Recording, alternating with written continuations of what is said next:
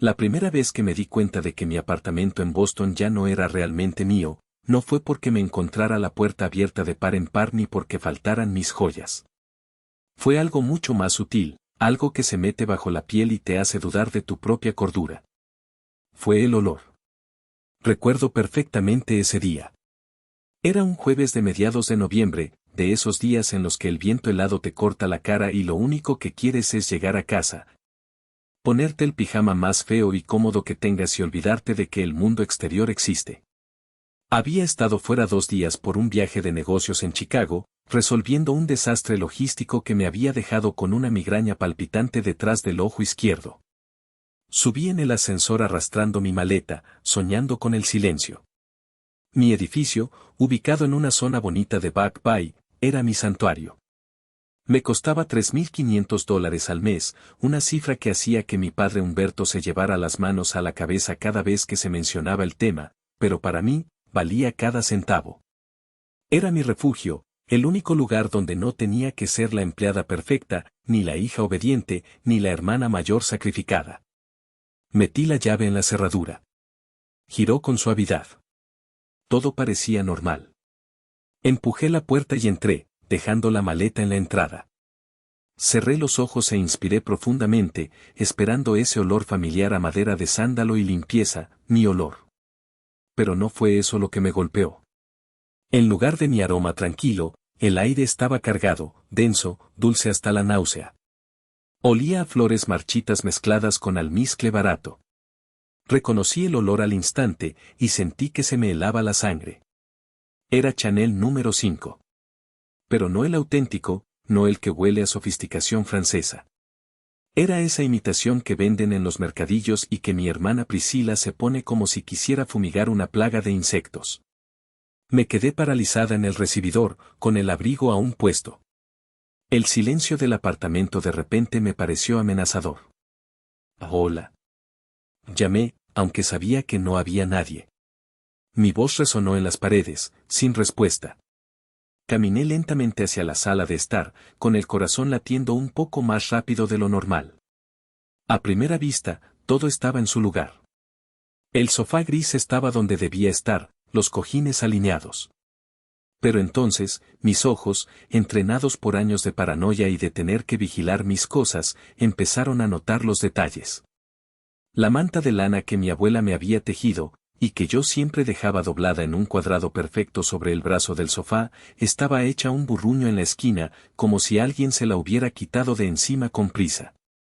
La lámpara de pie, esa que tiene el interruptor en el suelo y que siempre apago antes de salir, estaba encendida, proyectando una luz amarilla sobre la alfombra. Y luego lo vi. Sobre mi mesa de centro de cristal, esa que limpio religiosamente para que no tenga huellas, había una copa. Una de mis copas de vino de cristal de Bohemia, las que solo saco en Navidad. Estaba medio vacía, con un resto de líquido granate oscuro en el fondo que ya había empezado a secarse, dejando un anillo pegajoso. Y en el borde, nítida como una firma criminal, había una marca de labios. Roja. Un rojo intenso, brillante y vulgar. Yo no uso pintalabios rojo. Jamás. Me acerqué a la mesa y vi la botella.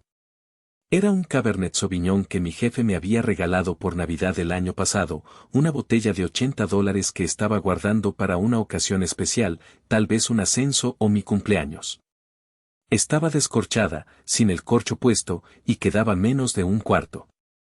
Sentí una oleada de calor subir por mi cuello. No era miedo a un ladrón. Un ladrón se habría llevado la televisión o mi portátil. Un ladrón no se sienta a beberse tu vino caro y a dejar su marca en tu copa. Esto era algo peor. Esto era una invasión personal. Dejé el bolso caer al suelo y fui corriendo al baño. La puerta estaba entreabierta. El vapor ya se había disipado, pero el espejo todavía tenía esas pequeñas marcas de agua que indican que alguien se ha duchado recientemente. Y allí, en mi encimera de mármol, estaba el caos. Mi crema hidratante de noche, esa que cuesta una fortuna y que uso con moderación, estaba abierta, con la tapa tirada a un lado, y se veía claramente la huella de un dedo que había excavado una cantidad generosa. Como si fuera mantequilla barata. Había pelos largos y oscuros en el lavabo. Yo llevo el pelo corto, estilo bob, por encima de los hombros. Esos pelos eran de Priscila. Me miré al espejo y vi mi propio reflejo, pálida, con ojeras, y con una expresión que oscilaba entre la furia y las ganas de llorar. No era la primera vez. Oh, no. Había habido señales antes. Un día encontraba la leche fuera de la nevera. Otro día, mis cajones de ropa interior parecían revueltos. Pero siempre me decía a mí misma que estaba loca, que estaba cansada, que tal vez yo misma lo había dejado así y no me acordaba. Pero esto, la copa, el vino, la crema. Esto era una declaración de guerra. Priscila había estado aquí. Priscila había entrado en mi casa, mi santuario, mi única posesión valiosa, y la había usado como si fuera un hotel de paso. Y lo peor no era el vino o la crema. Lo peor era la sensación de violación, la certeza de que mis límites, una vez más, habían sido borrados como si estuvieran dibujados con tiza bajo la lluvia. Me temblaban las manos cuando saqué el teléfono del bolsillo. Marqué el número de Priscila. Sonó una vez, 2 veces, 3 veces. A la cuarta, saltó el buzón de voz.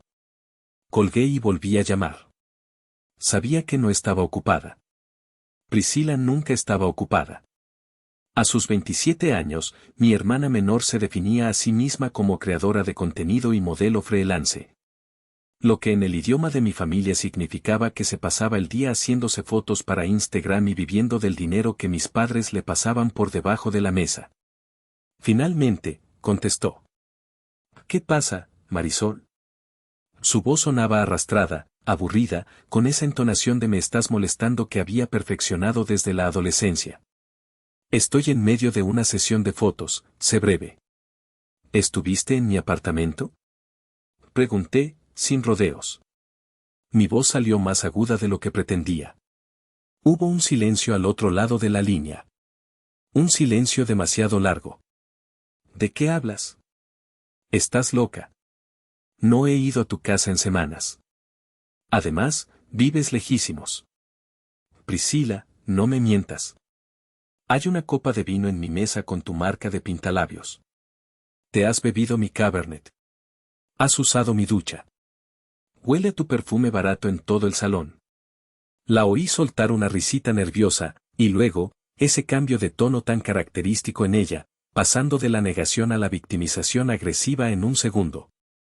Ay, por favor, Marisol. Qué dramática eres. Sí, pasé un momento, ¿vale? Necesitaba un sitio tranquilo para cambiarme de ropa antes de un casting y mamá me dijo que tenías la llave de repuesto bajo la maceta, esa que nunca cambias. Solo entré, me di una ducha rápida y me fui. Ni que hubiera matado a alguien. ¿Una ducha rápida? Sentí que la vena de mi frente empezaba a latir. Te bebiste una botella de vino de $80. Usaste mi crema de la cara. Y dejaste todo sucio. No tienes derecho a entrar en mi casa cuando yo no estoy. Era solo un poco de vino para relajarme, estaba muy nerviosa por el casting. Eres una egoísta, ¿lo sabías? Tienes ese apartamento enorme para ti sola, con todas esas cosas caras que ni usas, y te pones histérica porque tu hermana pequeña se toma una copita. Eres increíble.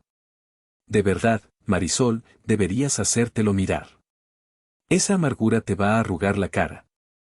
Colgó. Me dejó con la palabra en la boca y el teléfono pitando en la oreja. Me senté en el sofá, sobre la manta arrugada, sintiendo una mezcla de rabia e impotencia. Egoísta. Esa era la palabra mágica. La palabra que mi familia usaba cada vez que yo intentaba poner un límite. Necesitaba pruebas. Sabía que si llamaba a mis padres solo con mi palabra contra la de ella, perdería. Siempre perdía. Así que bajé a la recepción. El edificio tenía un sistema de seguridad bastante bueno. El portero de turno era un señor mayor llamado Roberto, con quien yo siempre era amable. Le expliqué que había tenido una confusión con una visita y le pedí, por favor, si podía ver quién había entrado en mi piso ayer. Roberto, un poco reacio al principio, accedió al ver mi cara de angustia. rebobinó las cintas de seguridad del pasillo. Y ahí estaba. Miércoles, 2 de la tarde. Priscila no solo entró. Entró caminando como si fuera la dueña del edificio, con unas gafas de sol enormes y arrastrando una maleta pequeña de ruedas. Y no salió un momento después. Las cámaras mostraban que salió a las 9 de la noche. 7 horas. Había estado 7 horas en mi casa. Con esa información ardiendo en mi pecho, llamé a mi madre, Yolanda. Mamá, Priscila estuvo 7 horas en mi casa ayer, le solté en cuanto descolgó. Se bebió mi vino, usó mis cosas. ¿Tú le dijiste dónde estaba la llave? Esperaba una disculpa. Esperaba que mi madre, la mujer que me enseñó a no tomar lo que no es mío, se horrorizara. ¡Qué ingenua era! Ay, Marisol, hija, la voz de mi madre sonó suave, condescendiente, ese tono que usas para calmar a un niño berrinchudo. Priscila me llamó llorando ayer. Estaba muy estresada. No le dieron el papel en ese anuncio de champú y necesitaba un lugar para desconectar. Su compañero de piso tenía fiesta y ella necesitaba paz. Le dije que fuera a tu casa porque sé que tú siempre tienes todo tan bonito y tranquilo. Pero mamá, es mi casa. Es mi privacidad. No puedes decirle que entre sin preguntarme. Pero si eres su hermana, Marisol. La sangre es más espesa que el agua. Además, tú estabas de viaje, el piso estaba vacío. ¿Qué más te da que tu hermana descanse allí unas horas? No seas mezquina, mi amor. A ti te va tan bien en el trabajo, tienes tanto dinero. Tienes que ser más generosa con tu hermana, que todavía está buscando su camino. Mamá, se bebió mi vino caro y dejó todo sucio. Bueno, le compraré otra botella, no te pongas así por dinero. Lo que me preocupa es tu actitud, Marisol. Siempre estás a la defensiva. Priscila te admira, solo quiere sentirse cerca de ti. Deberías apoyarla más en lugar de vigilarla como un policía. Me quedé callada. Las lágrimas de frustración me picaban en los ojos. No se trataba del vino. Nunca se trató del vino. Se trataba de que, para mi madre, mis posesiones eran de dominio público si Priscila las necesitaba. Mis sentimientos eran secundarios frente a los caprichos de su hija pequeña. Esa noche no pude dormir. Me quedé tumbada en mi cama, mirando el techo, mientras los recuerdos se agolpaban en mi mente, confirmando que este patrón no era nuevo. Era la historia de mi vida. Mi mente viajó atrás en el tiempo, al verano en que cumplí 14 años. Yo siempre había sido la niña tranquila, la estudiosa, la que se pasaba horas dibujando en su cuaderno. Ese año, mi profesor de arte me había animado a participar en un concurso estatal. Había pasado 3 semanas trabajando en un retrato a carboncillo de mi abuela. Era, sin duda, lo mejor que había hecho nunca. Había puesto mi alma en cada sombra, en cada arruga de su rostro. Lo dejé sobre mi escritorio la noche antes de tener que entregarlo, protegido con un papel de seda. A la mañana siguiente, cuando entré en mi habitación, encontré a Priscila, que entonces tenía 9 años, sentada en mi silla. Tenía unas tijeras en la mano y mi dibujo estaba hecho pedazos sobre el suelo. Había recortado la cara de mi abuela para hacer una máscara para sus muñecas. Recuerdo el grito que solté. Fue un sonido animal, desgarrador. Me lancé sobre ella, quitándole las tijeras, llorando histérica. Priscila, asustada por mi reacción, empezó a llorar también, pero no de arrepentimiento, sino de miedo. Mis padres entraron corriendo. Mi padre, Humberto, vio la escena, yo gritando con las tijeras en la mano y Priscila llorando en un rincón. Marisol. Bramó mi padre. ¿Qué estás haciendo? Ha roto mi dibujo. Sollocé, señalando los trozos de papel en el suelo. Era para el concurso. Llevo semanas haciéndolo. Mi padre miró el desastre, luego miró a Priscila, que puso su mejor cara de ángel compungido y dijo: yo no sabía que era importante. Pensé que era un papel viejo. Solo quería jugar. Era mentira. Ella sabía que era importante. Me había visto dibujarlo cada tarde. Pero mi padre suspiró, esa exhalación larga y cansada que significaba que no quería lidiar con problemas. Marisol, es solo un dibujo, dijo, quitándome las tijeras. Tu hermana es pequeña. No lo hizo con maldad. No puedes ponerte así por un trozo de papel. Mira cómo la has asustado. Pero papá. El concurso. Puedes hacer otro. Tienes talento, haces otro rápido. Pero no voy a tolerar que grites así en esta casa. Pídele perdón a tu hermana por asustarla. ¿Qué?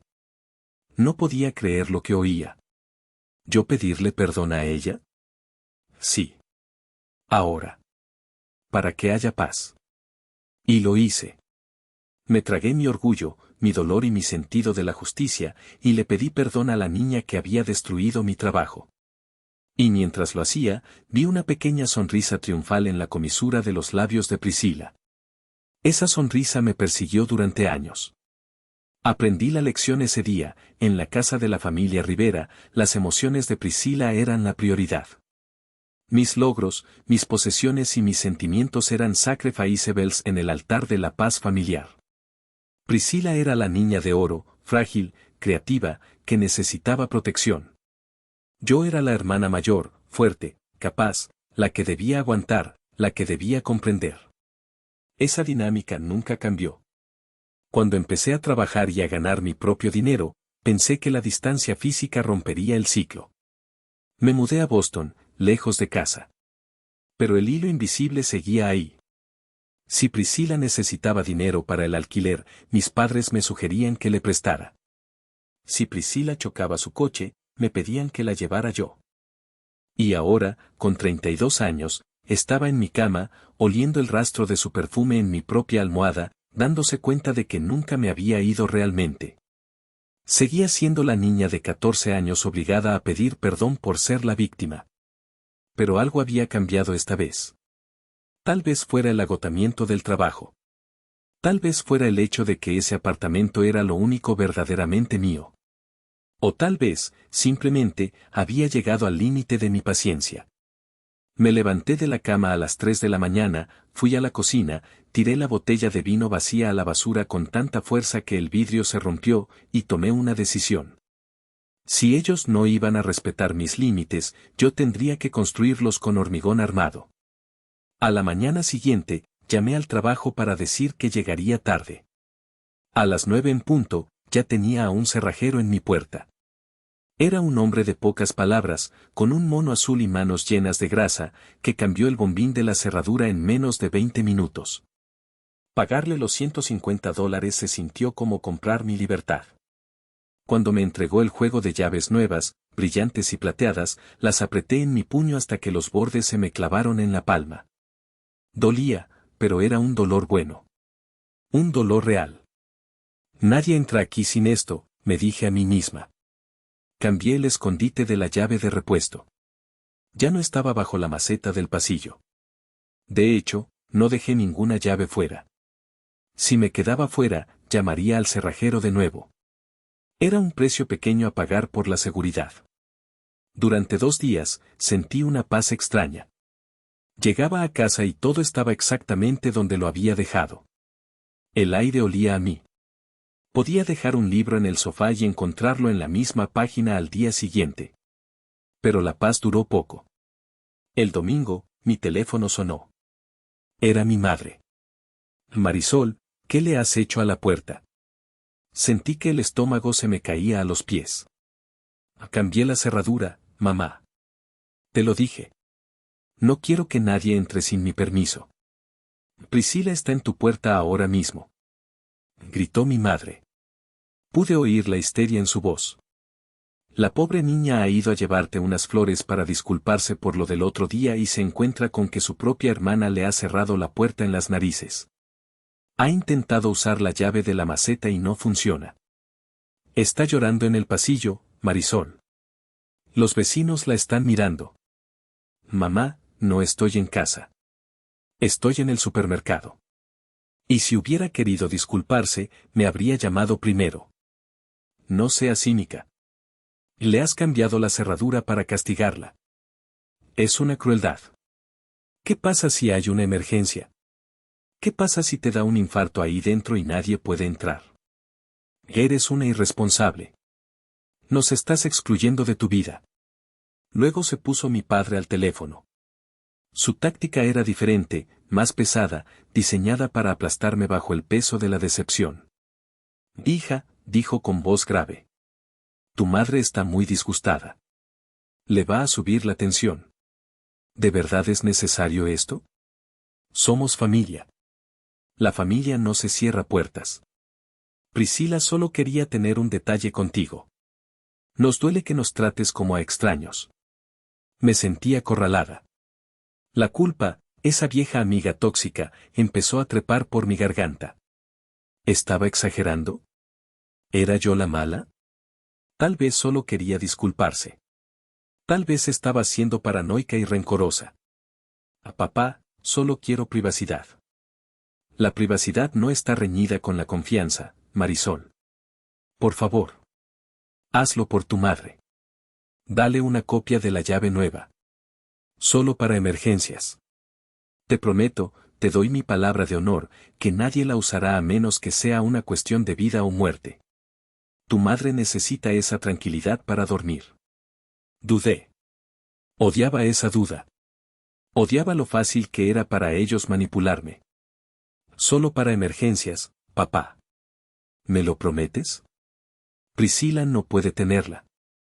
Te lo prometo, hija. Solo la tendrá tu madre. Priscila ni la tocará. Cedí. Como una idiota, cedí. Fui a casa de mis padres esa misma tarde y le entregué una copia de la llave nueva a mi madre. Ella me abrazó, con los ojos llorosos, y me dijo que era una buena hija, que sabía que en el fondo tenía un buen corazón. Me sentí aliviada por haber restaurado la paz. Qué estúpida fui. No sabía que al entregar esa pequeña pieza de metal, estaba firmando la sentencia de muerte de mi relación con ellos. No sabía que la emergencia de mi madre sería simplemente el capricho de Priscila. Y no sabía que esa llave abriría la puerta a una pesadilla que me costaría mi hogar. Pasaron 3 días desde que entregué la llave. 3 días de calma tensa. Yo intentaba convencerme de que mi padre cumpliría su palabra. Me repetía mentalmente, papá prometió. Mamá solo la quiere por seguridad. El miércoles salí temprano del trabajo. Tenía un dolor de cabeza punzante que ni 2 aspirinas habían logrado calmar, así que decidí irme a casa a las 4 de la tarde para dormir un poco. Mientras conducía, fantaseaba con mis sábanas frescas y el silencio. Cuando llegué a mi puerta, escuché música. No era música alta de fiesta, era una de esas canciones de moda en TikTok, repetitiva y pegadiza, sonando una y otra vez. Abrí la puerta con mi llave. Mi corazón se detuvo un segundo y luego empezó a latir con una furia descontrolada. Mi salón no era mi salón. Mis fotos personales, las que tenía en las estanterías, fotos con mis amigos de la universidad, una foto con mi abuela, mi diploma enmarcado, habían desaparecido. En su lugar, había jarrones con flores frescas que yo no había comprado y revistas de moda estratégicamente colocadas. La mesa de centro estaba llena de productos de maquillaje y cremas, dispuestas como en un expositor de tienda. Y en medio de todo eso estaba Priscila. Llevaba puesto uno de mis blazers favoritos, uno de seda color crema que me había costado $300, y estaba posando frente a un anillo de luz, un aro de luz para grabar videos, que había montado justo delante de mi ventanal, aprovechando la vista de la ciudad. Hola chicos. Decía a su teléfono con una sonrisa deslumbrante y falsa. Bienvenidos de nuevo a mi canal. Hoy os hago el house tour que tanto me habéis pedido. Como veis, por fin he terminado de decorar mi nuevo apartamento en Boston. Me quedé petrificada en la entrada.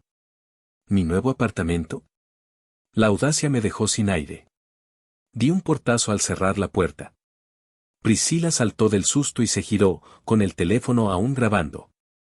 Su cara pasó del pánico a la molestia en una fracción de segundo. Corta. Dijo, tocando la pantalla. ¿Se puede saber qué haces aquí tan pronto? Me has arruinado la toma. ¿Qué hago aquí? Mi voz era un susurro tembloroso. Yo vivo aquí. Esta es mi casa. ¿Qué haces tú aquí? ¿Y por qué llevas mi ropa? Priscila resopló y empezó a recoger sus cosas con una calma exasperante. Ay, Marisol, no empieces. Mamá me prestó la llave porque tenía que grabar una colaboración urgente con una marca de cremas y la luz en casa de los papás es horrible. Necesitaba un fondo aspiracional, ya sabes, algo que parezca de lujo. Tu piso es perfecto para eso. Papá me prometió que la llave era solo para emergencias. Esto es una emergencia. Si no subo contenido de calidad, el algoritmo me penaliza y pierdo seguidores. Es mi trabajo, Marisol. Deberías apoyarme. ¿Tu trabajo es mentir? Me acerqué a ella, arrancándole mi blazer de las manos cuando se lo quitó. He oído lo que decías. Mi nuevo apartamento. Estás diciendo que es tuyo. Priscila rodó los ojos, como si estuviera explicando física cuántica a un niño pequeño. Es marketing, hermana. Se llama fake it till you make it. A nadie le importa la verdad en redes sociales. Las marcas quieren ver éxito. Si ven que vivo en este pisazo, me mandarán más productos gratis. Estoy construyendo mi marca personal.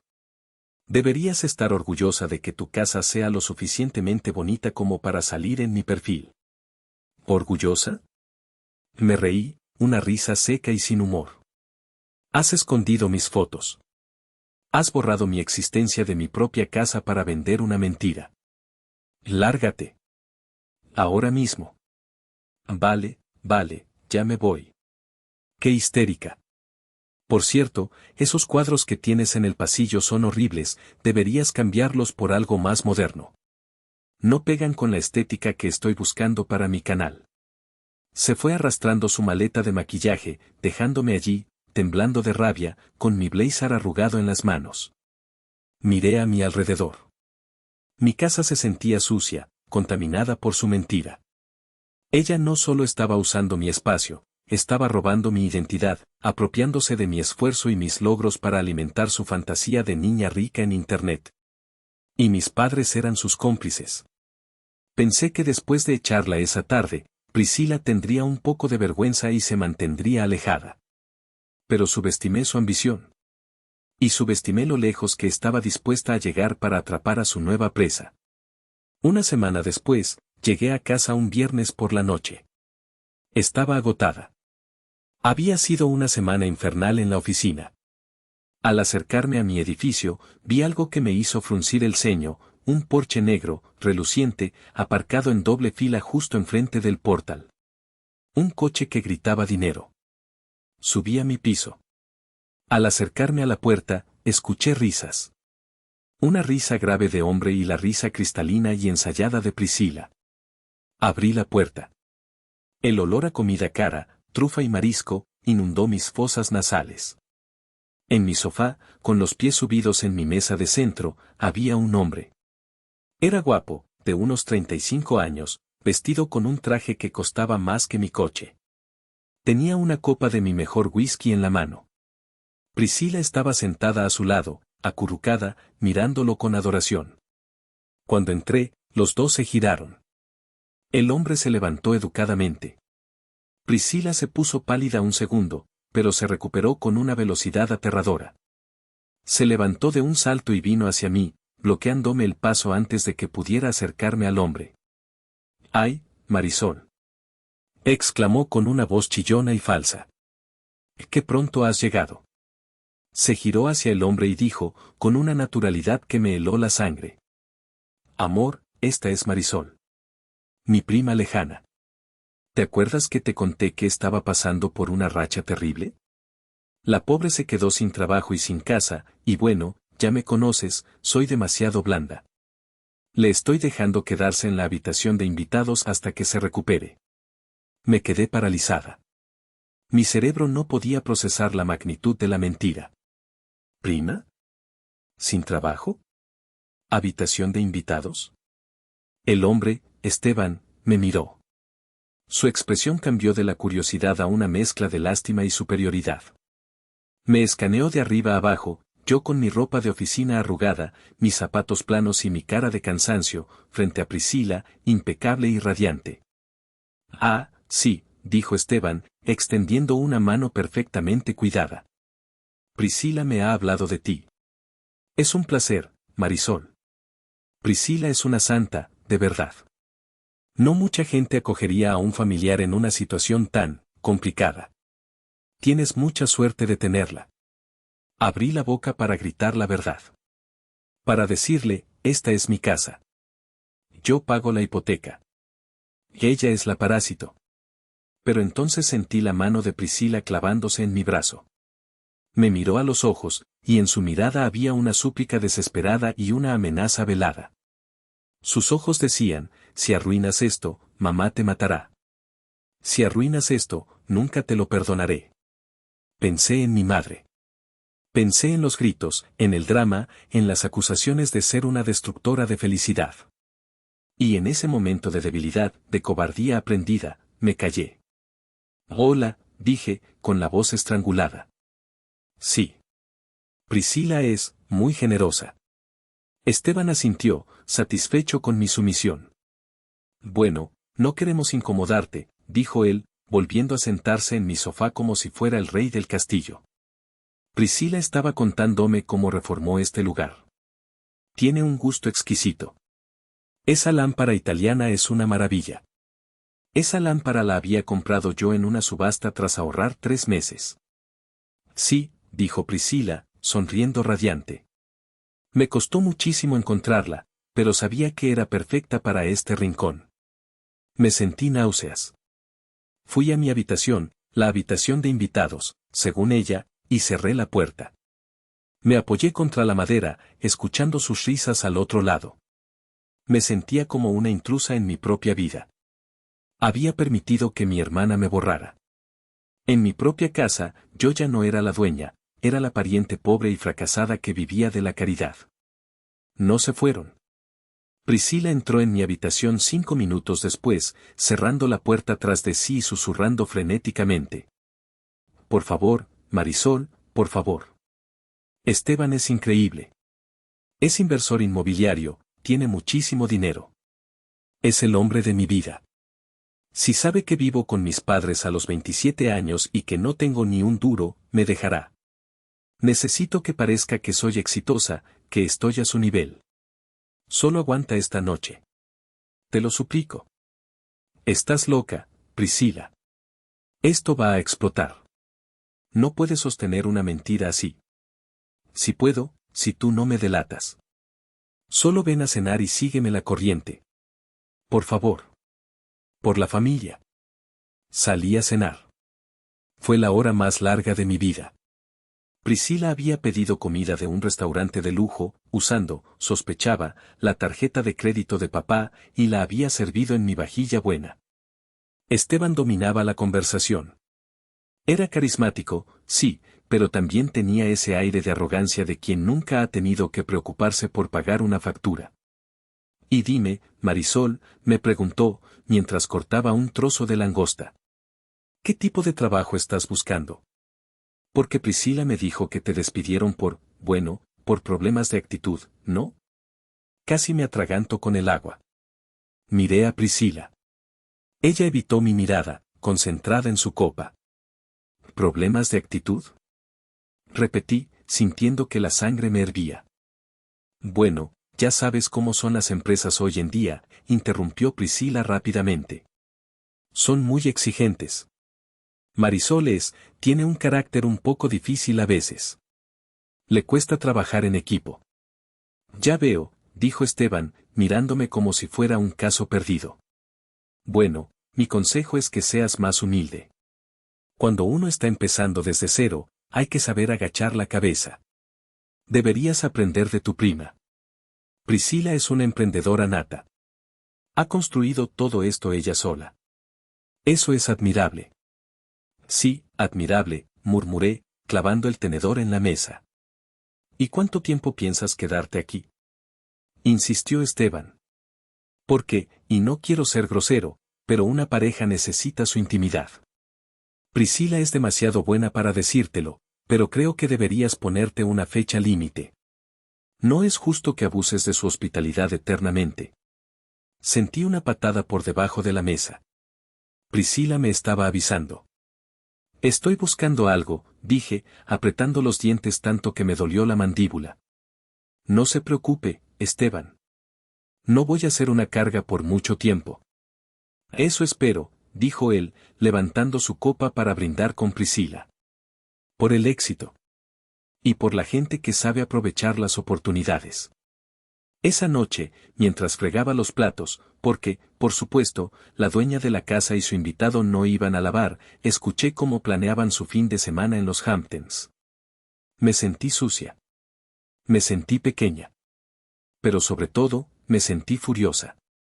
Había sido humillada en mi propia mesa, con mis propios cubiertos, bebiendo mi propia agua. Y mis padres, cuando les contara esto, dirían que Esteban tenía razón, que debía ser más humilde. La farsa continuó durante 2 semanas más. Priscila venía cada vez que quería impresionar a Esteban o grabar videos. Yo intentaba estar fuera de casa tanto como fuera posible, trabajando horas extras solo para no tener que verlos. Pero las acciones tienen consecuencias, y las de Priscila empezaron a llegar a mi buzón de correo. Un martes por la mañana, encontré un sobre con el logo de la administración del edificio deslizado bajo mi puerta. Lo abrí con manos temblorosas. Era una advertencia formal. Estimada señora Rivera, hemos recibido múltiples quejas de los vecinos del 4B y 5B respecto a ruidos excesivos, música a altas horas de la noche y tránsito constante de personas desconocidas en su unidad. Le recordamos que según las normas del condominio, las actividades comerciales, filmaciones y las fiestas ruidosas están prohibidas. Esta es su primera advertencia. Las futuras infracciones conllevarán multas de $500 y posible rescisión del contrato. Priscila había estado haciendo fiestas cuando yo no estaba. Esperé a que apareciera esa tarde. Entró tarareando, feliz, con bolsas de compras de marca. Le puse la carta en la cara. Lee esto, le dije. Lo leyó rápidamente y soltó una risa desdeñosa, arrugando el papel y tirándolo al suelo. ¡Ay, por favor! Esos vecinos son unos amargados. Seguro que es la vieja del 4B, me tiene envidia porque soy joven y guapa. Priscila, esto es serio. Pueden echarme. Pueden multarme. Este es mi hogar. No te van a echar, Marisol. Esteban dice que la gente con dinero siempre se sale con la suya. Y cuando me case con él, compraremos este edificio y echaremos a esa vieja bruja. No tienes dinero. Esteban tiene dinero. Tú no tienes nada. Y estás poniendo en riesgo mi techo. Relájate. Si te ponen la multa, le diré a papá que la pague. Siempre lo hace. Deja de ser tan aguafiestas. Por cierto, necesito que te vayas el viernes por la noche. Voy a celebrar mi mesiversario con Esteban y quiero preparar una cena romántica. Y esta vez, necesito que no estés. No quiero que nos interrumpas con tu mala cara. Vete a un hotel o algo. Me quedé mirándola. No había ni un ápice de gratitud, ni una pizca de empatía. Solo pura y dura soberbia. Se creía intocable. Se creía que el mundo le debía todo, incluyéndome a mí y a mi casa. No me voy a ir, dije. Si te vas a ir, respondió ella, acercándose a mí con una sonrisa fría. Porque si no te vas, le diré a Esteban que me has robado joyas. Y a ver a quién cree. A la prima pobre y problemática o a su novia perfecta. Y mamá me apoyará, ya lo sabes. Dirá que tienes problemas mentales. No quieras jugar a este juego conmigo, Marisol. Vas a perder. En ese momento supe que tenía razón. Si jugaba bajo sus reglas, perdería. Tenía que cambiar el juego por completo. Espero que estéis disfrutando de esta historia llena de drama y justicia. Si os está gustando y queréis saber cómo Marisol se vengará de su hermana y su novio rico, por favor, dadle un like a este video y suscribíos al canal. Y dejadme un comentario abajo, desde qué ciudad o país me estáis escuchando. Me encanta leer vuestros comentarios y saber hasta dónde llegan nuestras historias.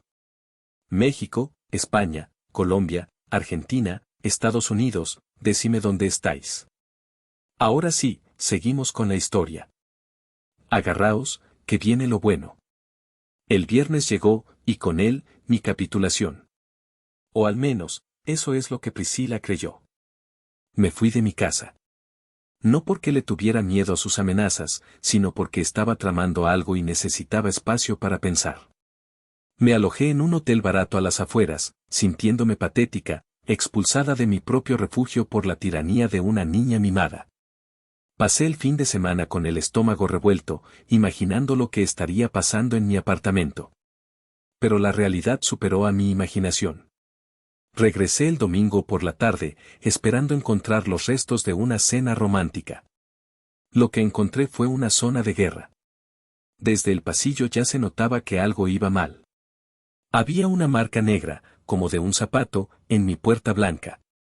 Abrí y el olor me golpeó, una mezcla rancia de alcohol derramado, tabaco, a pesar de que está prohibidísimo fumar, y sudor. Mi apartamento estaba destrozado. No había sido una cena romántica para dos. Había sido una fiesta salvaje. Mi alfombra persa, esa que había tardado 2 años en pagar, tenía una mancha enorme de vino tinto en el centro, como una herida de sangre que ya no saldría nunca. Había vasos de plástico rojo tirados por todas partes, colillas de cigarrillos aplastadas en mis macetas, y purpurina. Había purpurina dorada incrustada en las ranuras del suelo de madera, en el sofá, en las cortinas. La purpurina es el herpes de las manualidades, nunca te libras de ella. Caminé por el salón como un zombi, pisando patatas fritas trituradas. Fui a mi habitación. La cama estaba deshecha, las sábanas revueltas y manchadas de algo que no quería identificar. Y en mi mesita de noche, junto a la foto de mi abuela, que estaba boca abajo, encontré el envoltorio abierto de un preservativo. Sentí una arcada violenta. Corrí al baño y vomité. Habían profanado mi cama. Priscila y Esteban, o quizás Priscila y sus amigos, habían tenido sexo en mi cama, sobre mis sábanas, rodeados de mis cosas. La falta de respeto era tan absoluta, tan visceral, que algo se rompió dentro de mí. Ya no era tristeza. Ya no era frustración. Era un asco profundo y frío. Me levanté, me enjuagué la boca y me miré al espejo. Mis ojos ya no tenían miedo. Tenían la claridad del hielo. Fui al salón y revisé las cámaras de seguridad del pasillo del edificio. Tenía acceso a través de una app que el portero me había configurado amablemente meses atrás. Vi la grabación del viernes noche. Priscila no solo invitó a Esteban. Invitó a al menos 15 personas. Gente que no conocía, entrando y saliendo de mi casa con botellas, riendo, gritando. Vi a un tipo orinando en la planta de mi vecino. Esto no era solo una falta de respeto familiar. Esto era vandalismo. Y Priscila, en su arrogancia, ni siquiera se había molestado en contratar a alguien para limpiar antes de que yo volviera. ¿Por qué iba a hacerlo? Yo soy Marisol, la fregona humana. Yo lo limpiaría. Pero esta vez, la fregona se había convertido en un martillo. Mientras estaba de pie en medio del desastre, sonó el timbre. Miré por la mirilla. Era Esteban. Solo. Dudé si abrir. Pero una curiosidad morbosa se apoderó de mí. Quería verle la cara. Quería ver al hombre que se creía dueño de mi casa. Abrí la puerta, pero dejé la cadena puesta, abriéndola solo unos centímetros. Llevaba mi ropa vieja del hotel, tenía ojeras y seguramente olía a vómito, pero no me importó. ¿Priscila? Preguntó Esteban, intentando mirar hacia adentro. Al verme, su cara se torció en una mueca de disgusto. Ah, eres tú. La prima. Priscila no está, dije, con voz ronca. Ya veo. Mira, se dejó su cargador aquí anoche. Voy a entrar a buscarlo. Intentó empujar la puerta, pero la cadena aguantó. Me miró sorprendido y luego molesto. Abre la puerta, Marisol. No tengo tiempo para juegos. No vas a entrar, dije. Esteban suspiró, sacando su teléfono como si fuera a llamar a seguridad para que echaran a la intrusa. Y mira, voy a ser claro contigo porque Priscila es demasiado buena para decírtelo a la cara. Estamos hartos de ti. Anoche, la fiesta fue increíble, pero tener que ver tus cosas baratas por ahí, corta el rollo. Priscila me ha dicho que te ha dado un ultimátum, pero veo que sigues aquí. Se inclinó hacia la rendija de la puerta, bajando la voz a un tono confidencial y venenoso. Eres un parásito, Marisol. Una mujer de tu edad, viviendo de la caridad de su hermana pequeña, es patético. Priscila ha trabajado duro para comprarse este apartamento. Se merece disfrutarlo con su pareja sin tener a una fracasada rondando por el pasillo. Haznos un favor a todos y búscate un albergue o vuelve con tus padres. Das pena. Parásito. Fracasada. Das pena. Las palabras flotaron en el aire rancio del pasillo. Esteban me miraba esperando ver lágrimas, esperando ver vergüenza. Pero lo único que vio fue una calma antinatural. ¿Priscila te dijo que ella compró este apartamento? Pregunté, muy suavemente. Claro que sí. Y he visto lo mucho que le cuesta mantenerlo mientras te mantiene a ti. Eres una desagradecida. Asentí lentamente. Ya veo. Gracias por decírmelo, Esteban. De verdad. Me has abierto los ojos. De nada. Espero que para cuando vuelva con Priscila esta noche, ya no estés. Cerré la puerta en su cara. Eché el cerrojo. Me apoyé contra la puerta y empecé a reír. Una risa floja, histérica, liberadora. Me había llamado parásito en la puerta de mi propia casa, una casa que me costaba sudor y lágrimas pagar cada mes. La mentira de Priscila era tan completa, tan perfecta, que había convencido a este hombre de negocios inteligente de una realidad paralela. Y yo, al callar, había sido la arquitecta de mi propia desgracia. Pero ya no más. Antes de poner en marcha mi plan nuclear, hice una última llamada. Necesitaba, por mi propia conciencia, darles una última oportunidad, aunque sabía que era inútil.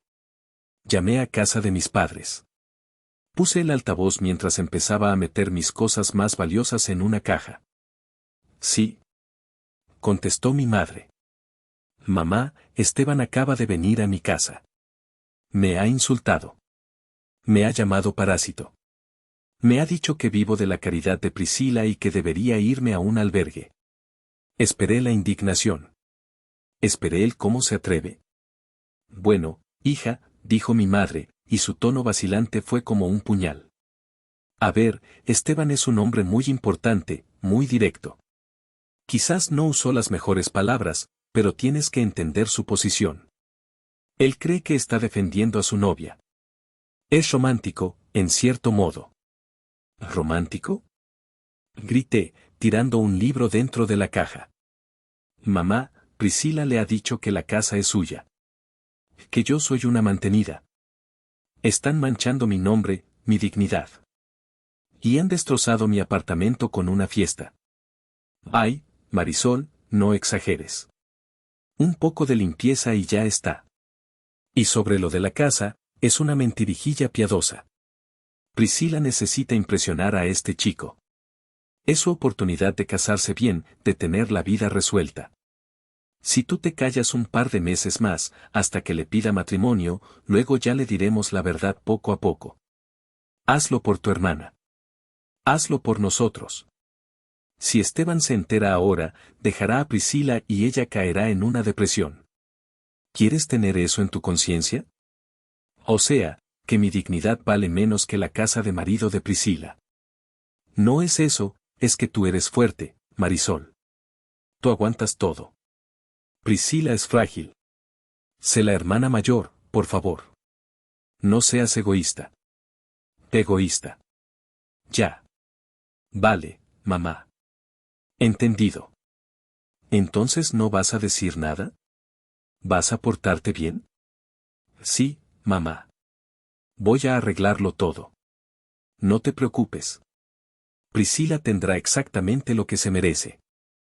Gracias, mi amor. Sabía que podía contar contigo. Eres un sol. Colgué. Tú aguantas todo. Esa frase resonó en mi cabeza. Era verdad.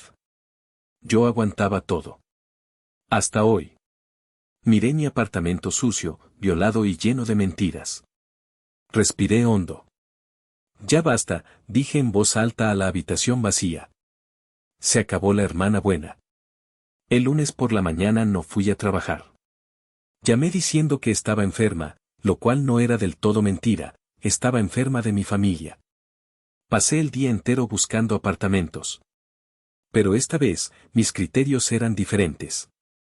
No buscaba vistas bonitas ni luz natural. Buscaba una fortaleza. Encontré un edificio en la zona de Seaport, un complejo moderno de cristal y acero que parecía más una base de la CIA que un residencial.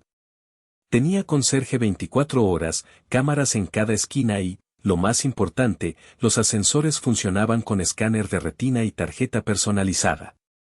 Nadie subía si no vivía allí. Nadie. El alquiler era obscenamente caro, $4,200, pero no me importó. Pagué la fianza y el primer mes en el acto, vaciando gran parte de mis ahorros. Firmé el contrato con una mano firme que no había tenido en meses. ¿Cuándo quiere mudarse?, preguntó la agente inmobiliaria, sorprendida por mi prisa. Mañana por la noche, dije. Y necesito que mi nombre no aparezca en el directorio público. Quiero anonimato total. Esa tarde, empecé a empacar. Pero tenía que ser inteligente. No podía dejar que Priscila, que entraba y salía cuando le daba la gana, viera cajas apiladas. Así que empaqueté solo lo esencial, mis documentos, las joyas de mi abuela, mi ropa de invierno, mis libros favoritos. Escondí las cajas al fondo de mi armario empotrado, detrás de los abrigos largos. Dejé los muebles grandes. Dejé la vajilla. Dejé la televisión. Dejé todo lo que haría ruido al moverlo. Estaba dispuesta a perder cosas materiales para ganar mi libertad. Fui a casa de mi amiga Carmen esa noche para dejar las primeras cajas de valor. Cuando le conté el plan, Carmen, que siempre había odiado a Priscila, casi aplaudió. «Es lo mejor que vas a hacer en tu vida, Mari», me dijo, sirviéndome una copa de vino, en una copa limpia, gracias a Dios. «Pero tienes que ser fría. No puedes flaquear en el último momento». «No voy a flaquear. Estoy muerta por dentro, Carmen. Solo quiero desaparecer». Durante los siguientes 2 días, apliqué lo que los psicólogos llaman el método de la piedra gris. Me convertí en la persona más aburrida y sumisa del mundo. Cuando Priscila vino el martes a buscar unos zapatos que se había dejado, yo estaba sentada en el sofá leyendo, rodeada aún de las manchas de la fiesta, que no limpié, solo aparté un poco la basura. «Ah, todavía no has limpiado», dijo ella, arrugando la nariz. «Esteban quiere venir el viernes otra vez. Asegúrate de que esto esté impecable para entonces. Y cambia la alfombra, esa mancha es asquerosa. Cómprate una nueva». En lugar de gritar, en lugar de decirle que era una sinvergüenza, simplemente asentí, sin levantar la vista del libro. «Vale. Lo haré».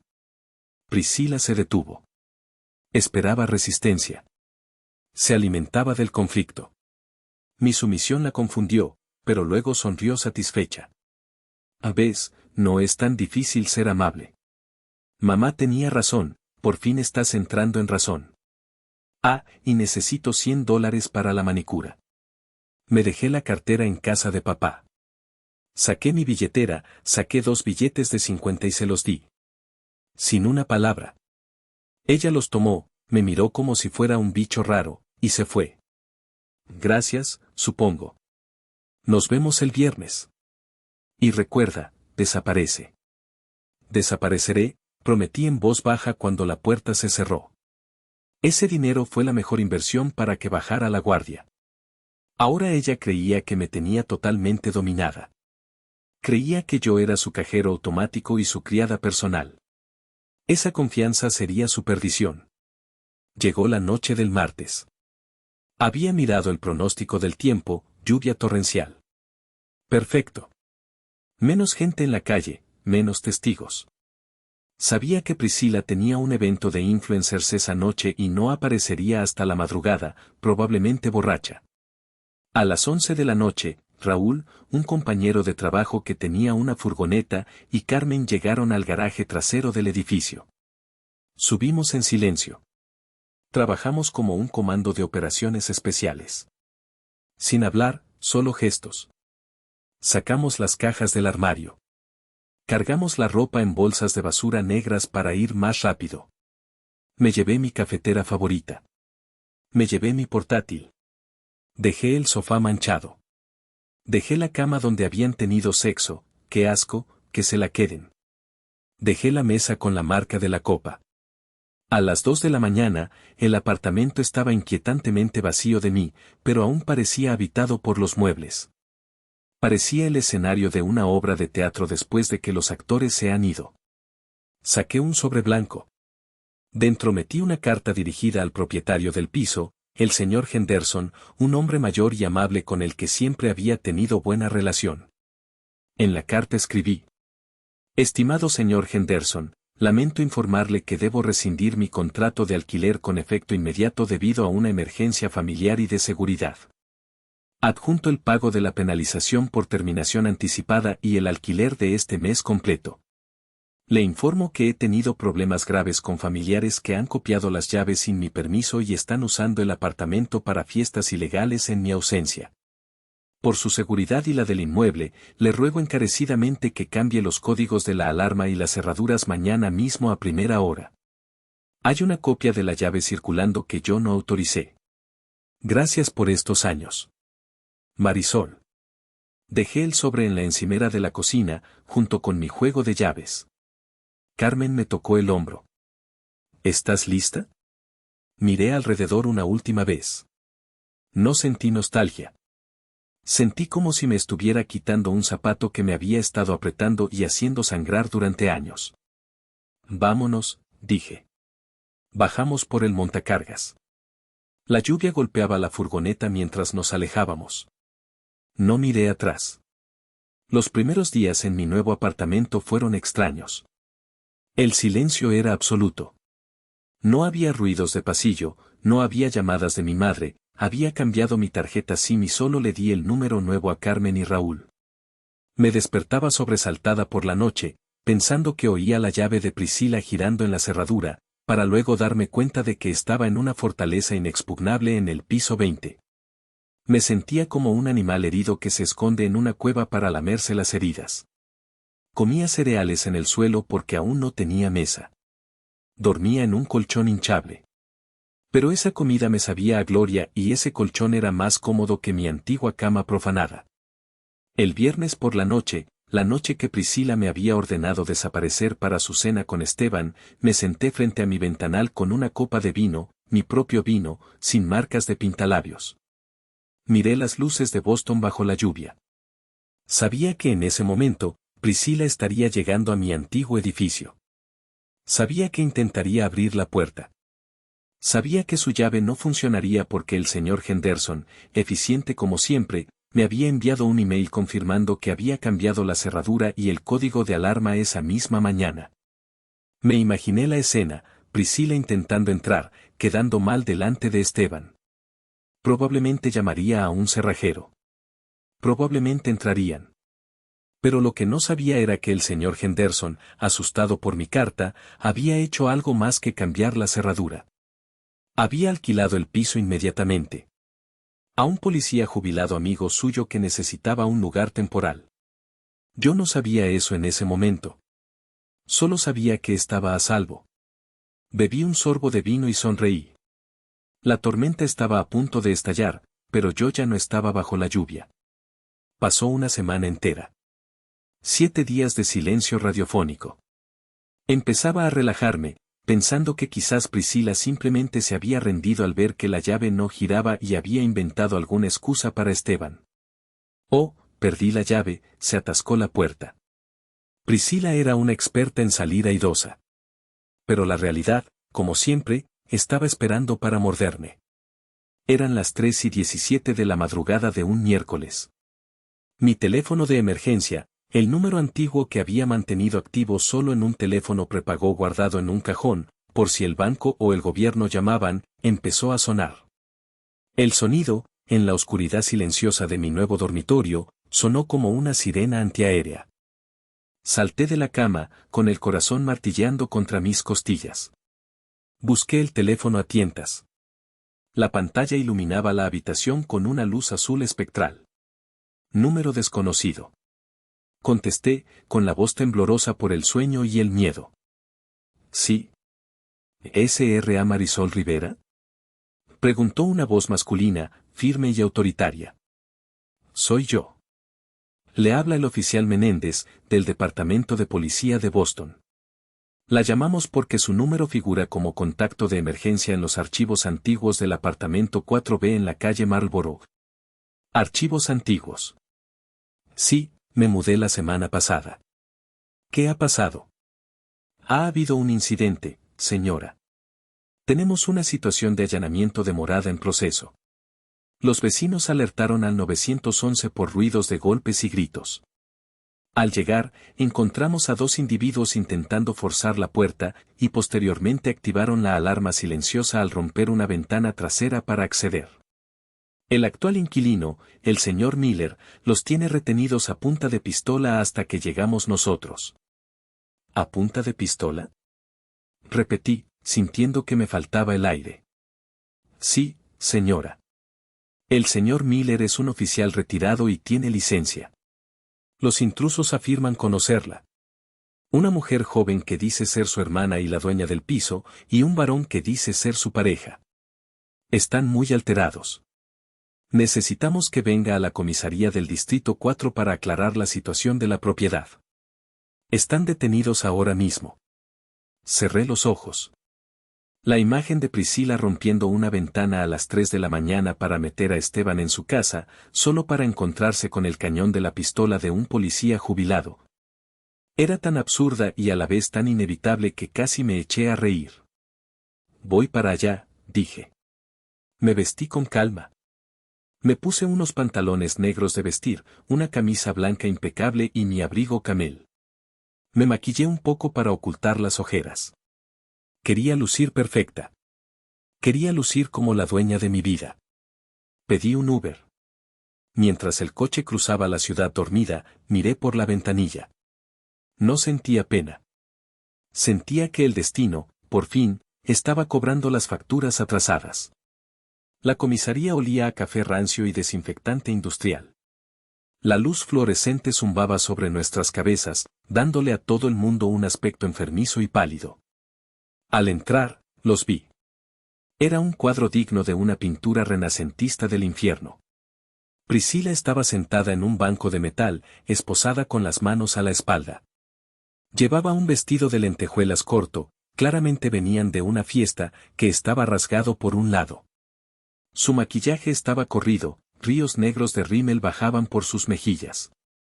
Estaba gritando cosas inconexas a una gente que la miraba con aburrimiento.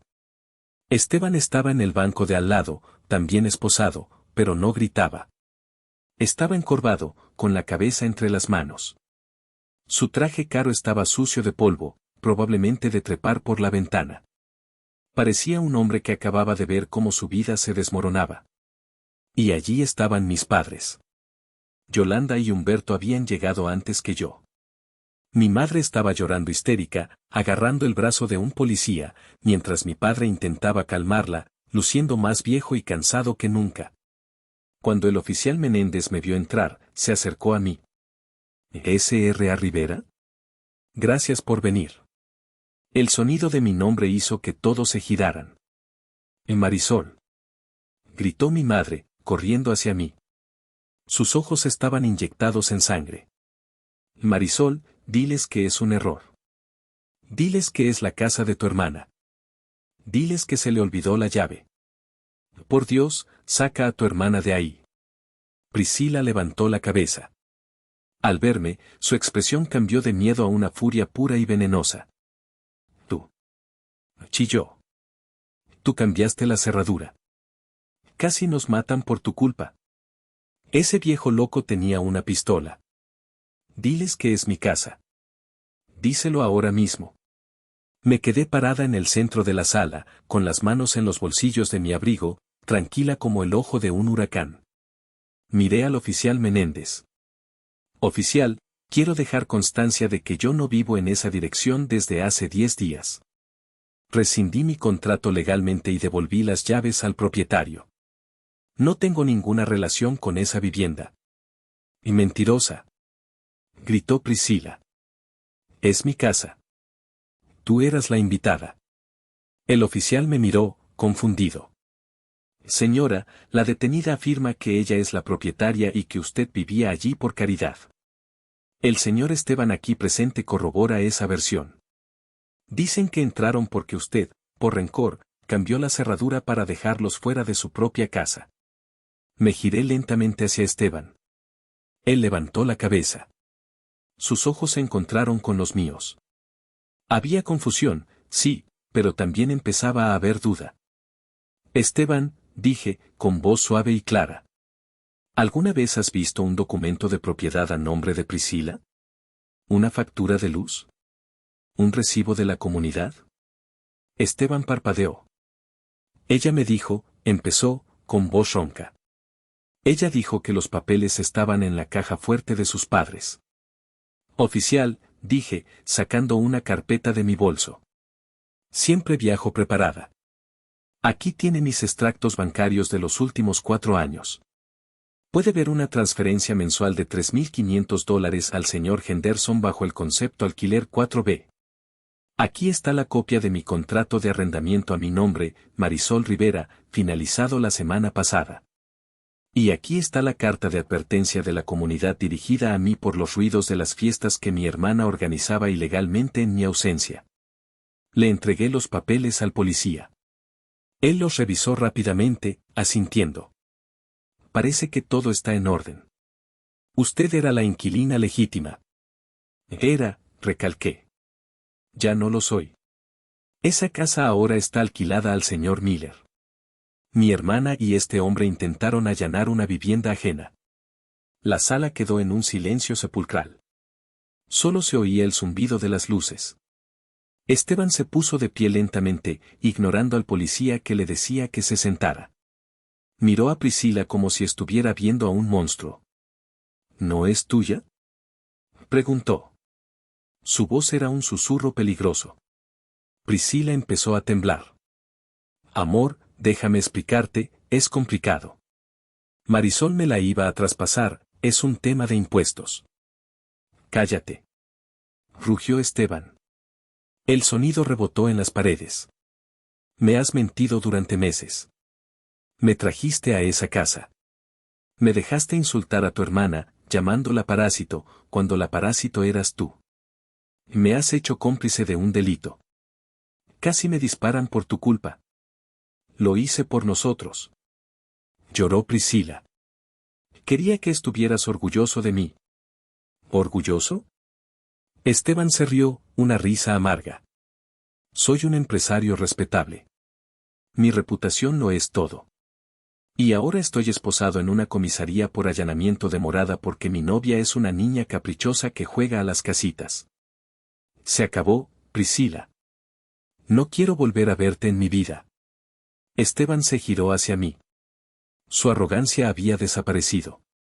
Parecía un niño pequeño y asustado. Marisol, yo, no sabía. Te pido perdón. Lo que te dije en la puerta, fui un imbécil. Ella me dijo.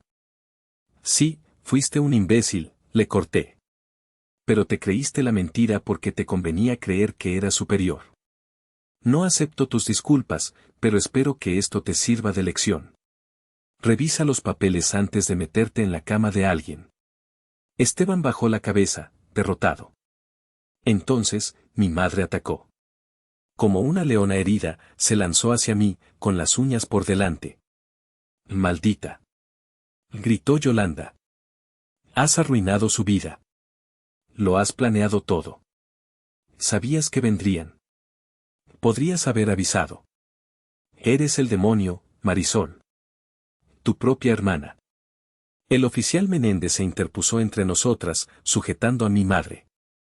Señora, cálmese o la detendré también por alteración del orden. Mamá, dije, mirándola a través del hombro del policía. Yo no les dije que rompieran una ventana. Yo no les dije que entraran a la fuerza en una casa que no es suya a las 3 de la mañana. Ellos eligieron hacerlo. Ellos eligieron creer que sus deseos estaban por encima de la ley y de la realidad. Yo solo me quité de en medio. Podrías haberle dado la llave. Sollozó mi padre, Humberto, hablando por primera vez. Estaba llorando. Solo una llave, Marisol. ¿Tanto te costaba? Sí, papá. Me costaba mi dignidad. Me costaba mi salud mental. Me costaba mi hogar. Y vosotros elegisteis proteger su mentira en lugar de protegerme a mí. Así que ahora, vosotros lidiáis con las consecuencias. El desenlace fue rápido y brutal. El señor Miller, el nuevo inquilino, presentó cargos. No le hizo gracia que le rompieran la ventana y asustaran a su mujer. Priscila y Esteban fueron procesados por allanamiento y daños a la propiedad. Esteban, con sus abogados caros, consiguió salir con una multa y trabajos comunitarios, alegando que fue engañado por Priscila. Rompió con ella esa misma noche y la bloqueó de todas partes. Se rumorea que incluso demandó a Priscila por difamación y daños morales para limpiar su imagen, aunque no sé si llegó a buen puerto. Priscila no tuvo tanta suerte. Con antecedentes de multas de tráfico impagadas y la gravedad del allanamiento, le cayó una sentencia de libertad condicional de 2 años y una multa considerable que mis padres tuvieron que pagar hipotecando su propia casa. Su carrera de influencer murió esa noche. La noticia del arresto salió en los blogs locales y se convirtió en el hazmerreír de Boston. Nadie quiere promocionar cremas con una chica que tiene ficha policial. Esa noche, antes de salir de la comisaría, miré a mi familia una última vez. Estaban huddled, acurrucados, en un banco, rotos, culpando al mundo de su desgracia. Mi madre me miró con odio puro. Para mí estás muerta, me dijo. No vuelvas a casa. No tienes familia. Me dolió. Claro que me dolió. Sentí como si me arrancaran el corazón del pecho. Pero luego, respiré hondo y me di cuenta de que el aire entraba más fácil. Ese peso en el pecho que había llevado desde los 14 años, desde el día del dibujo roto, había desaparecido. Adiós, mamá, dije. Y salí a la calle. Ya estaba amaneciendo. El cielo de Boston estaba teñido de rosa y naranja. Hacía frío, pero era un frío limpio. Han pasado 6 meses desde esa noche. Sigo viviendo en mi fortaleza de cristal en Seaport. Me costó recuperarme económicamente de la mudanza repentina y de perder la fianza del piso anterior, pero cada centavo ha merecido la pena. He cambiado mi número de teléfono. He bloqueado a todos en redes sociales. Carmen me cuenta a veces cosas, aunque le he pedido que no lo haga. Sé que mis padres están pasando apuros económicos por la multa de Priscila. Sé que Priscila está trabajando de camarera en un bar de mala muerte porque nadie más la contrata y Esteban se aseguró de cerrarle las puertas en la alta sociedad. A veces, por las noches, me siento sola. La soledad es el precio de la libertad, supongo. Extraño tener una familia a la que llamar el domingo por la tarde. Extraño la idea de lo que una familia debería ser, no la realidad de lo que tenía. Pero entonces, miro a mi alrededor. Veo mi sofá nuevo, blanco inmaculado, sin manchas de vino. Veo mis cremas en el baño, cerradas, sin dedos marcados. Veo mi botella de vino en la mesa, llena hasta donde yo decido beber. Nadie entra aquí sin mi permiso. Nadie me insulta en mi propia cocina. Nadie me llama egoísta por querer existir. Ayer, compré un lienzo y carboncillos. No había dibujado desde los 14 años. Me senté frente a la ventana y empecé a trazar líneas. Al principio mi mano estaba rígida, pero poco a poco, el arte fluyó. Dibujé mi propio rostro reflejado en el cristal. Un rostro mayor, con algunas arrugas, pero con una mirada serena. Ya no soy la hermana mayor sacrificada. Soy Marisol. Y por primera vez en mi vida, soy la dueña de mi propia historia. La venganza no es siempre gritar o devolver el golpe. A veces, la venganza más cruel y efectiva es simplemente dejar que la gente se enfrente a las consecuencias de sus propios actos sin ponerte tú como escudo. Yo me quité de en medio, y la gravedad hizo el resto. Duele. Sí. Pero prefiero este dolor limpio de la soledad que el dolor sucio de la humillación constante. Ahora, cuando giro la llave en la cerradura y escucho ese clic sólido y seguro, sé que estoy en casa. Mi casa. Bueno, esa fue mi historia. A veces me pregunto si fui demasiado dura. Podría haber avisado a Priscila de que había un nuevo inquilino. Podría haber evitado que la arrestaran. Pero luego recuerdo cómo me llamaron parásito en mi propia puerta y se me pasa. Quiero preguntaros algo muy serio. ¿Hice mal en no avisarles que me mudaba, sabiendo que Julieta iría a la casa y se encontraría con la policía? ¿Debería haberla protegido una última vez por ser mi hermana? Dejadme vuestra opinión en los comentarios. Os leo a todos. Y si os ha gustado esta historia de justicia kármica, por favor, dadle un gran like al video, suscribíos al canal y activad la campanita para no perderos la próxima historia. Gracias por escuchar y hasta la próxima.